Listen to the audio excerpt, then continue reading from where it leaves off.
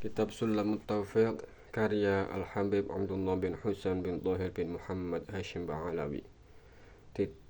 Makna dan diterjemah dalam bahasa Arab Jawa Bekon oleh Kiai Haji Misbah Mustafa.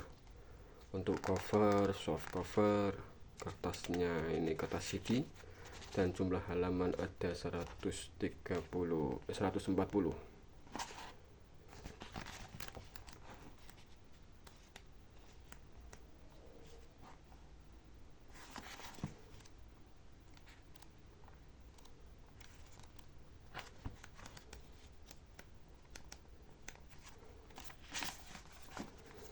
Bismillahirrahmanirrahim. Faslun utawi iki iku fasal yajibu wajib ala kulli muslimin ing atase saben-saben wong Islam hifdzu islamihi apa ngreksa islame iya muslim wasanuhu lan ngreksa islame muslim amma saking barang yufsiduhu kang rusak iya ma ing muslim ing Islam wa yubdiluhu lan batalake iya ma ing Islam wa yaqduhu lan megotake iya ma ing Islam wa huwa utawi ma ariddatu iku riddah wal iyadzu utawi nyuwun pangreksa billahi iku kelawan Allah. Fasal saben-saben wong Islam wajib ngreksa islame saking perkara kang bisa ngrusak islame, bisa ambatalake islame lan bisa megotake islame, yaiku riddah atau murtad. Muga-muga kita direksa dening Allah saking riddah utawa murtad. Waqad kasura lan teman-teman akeh fi hadzal zamani ing dalem iki zaman at-tasahulu apa anggemampang fil kalami ing dalem guneman hatta innahu hingga setuhune kelakuan yakhruju iku metu min ba'dihim saking sawenehe muslimin alfadzun apa pira-pira lafadz tukhrijuhum kang ngetokake iya tukhrijuhum kang ngetokake ya alfadz ing ba'dihim anil islami saking Islam wala yarawna lan ora nikotake iya ba'dihim zalika ing mengkono-mengkono alfadz dzamban ing dosa fadlan apa maneh angkaunihi saking anane zalik kufran iku kufur. Terjemahannya,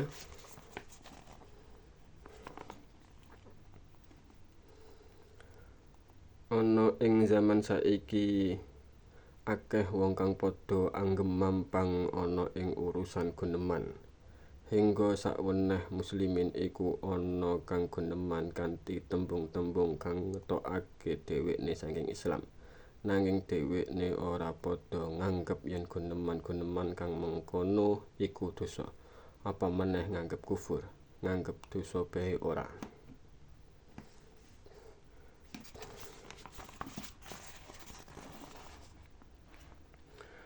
Wariddatu utawi riddah salah satu aqsamin iku telu pira-pira bagian.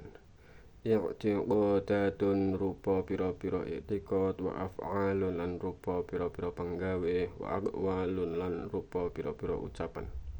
Wa kullu qismin utawi saben-saben bagian yatasya'abu iku ngepang iya qismin syu'aban kelawan pira-pira cabang kasiratan kang akeh.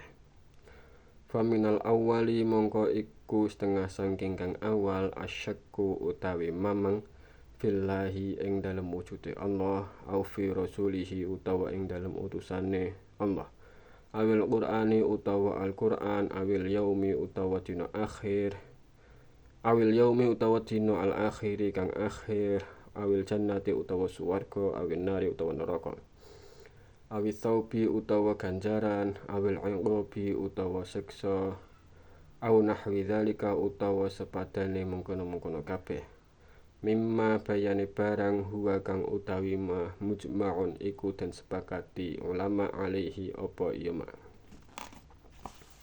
Terjemahannya,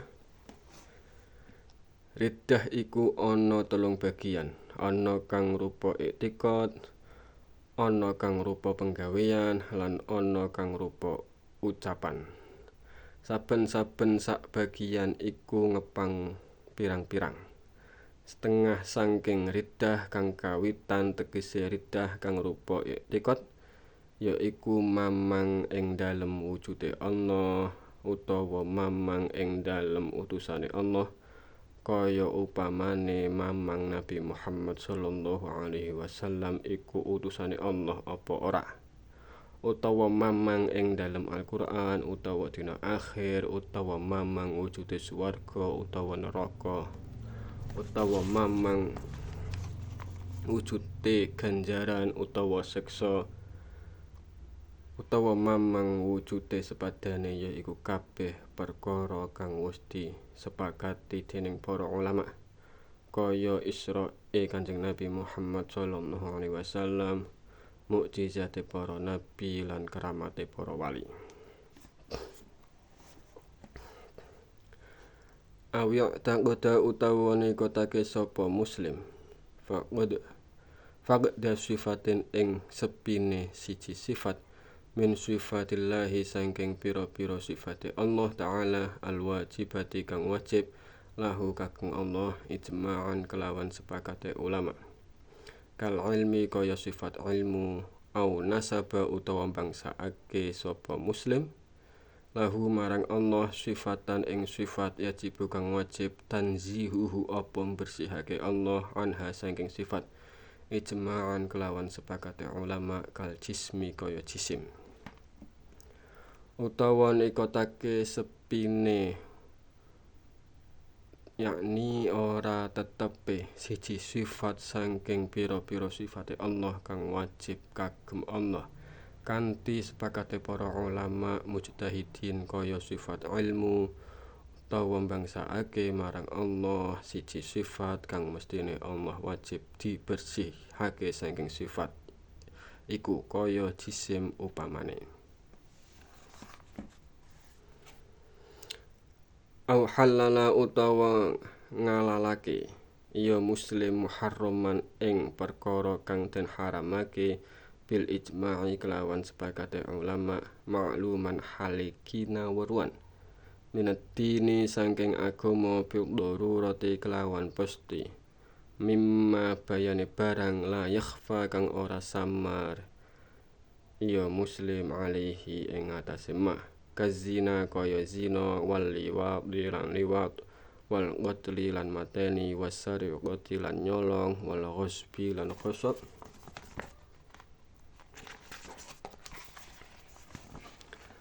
au harrama utawa ngaramake ya muslim halalan ing perkara halal kadzalika kaya mungkono-mungkono bil ijma' kal bai'i kaya dodol wan nikahi lan akad nikah.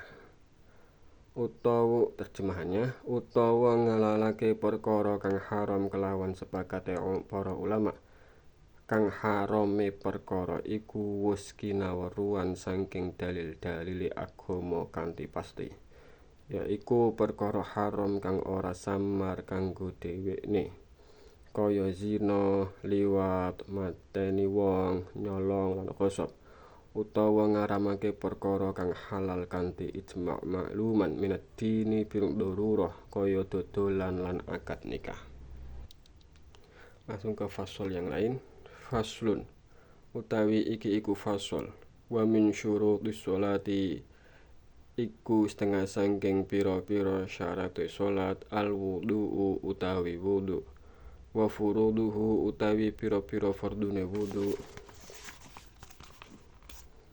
sittatun iku 6. Al awwalu utawi kang awal niyatut dhaharati iku niat sesuci lis sholati krana salat bil qalbi ing dalem ati au ghairiha utawa liyane niat dhahara lis shalah minan niyati bayane pira-pira niat al mujziati kang nyukupi inda ghuslil wajhi ing dalem nalikane ambasuh rai. Faslun setengah saking syarat-syarate salat yaiku wudu. Fardune wudu ana 6. Awal Niat sesuci krana salat lan niat iki kudu dikrentekake ana ing ati. Dadi ora cukup namung diucapake tanpa ngrentekake ana ing ati. Utawa niat liyane sesuci krana salat yaiku niat kang nyukupi nalikane ambasuh rai, kaya niat nekani wudu utawa fardune wudu. Asani utawi kang kaping pindho ghuslul wajhi iku ambasuh rai jami'ahu sakabehane wajah. Mimmana biti sya'ri ra'sihi kawet pira-pira nggon tukule rambut sirai mutawaddi ila dzaqani tumeka janggut wa minal uzuni lan kawet kuping ilal uzuni tumeka kuping liyane. Sya'ron apane rambute wa basyaron lan kulite illa batina lihiyatir rajuli kejaba batine jenggote wong lanang wa aridhihi lan kutek lorone rajul idza kasufat tatkalane ketel ya rambute jenggot lan kutek.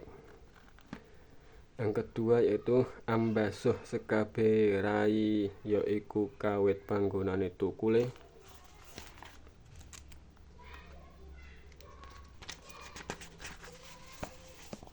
rambut sirah utuk tumeka janggut lan kawit kuping tengen tumeka kuping kiwa rupa rambut utawa kulit kejaba anjarune jenggote wong lanang utawa kutek lorone nalika ketel. Kapan anjarane jenggot utawa kutek kang ketel ora wajib diwasuh.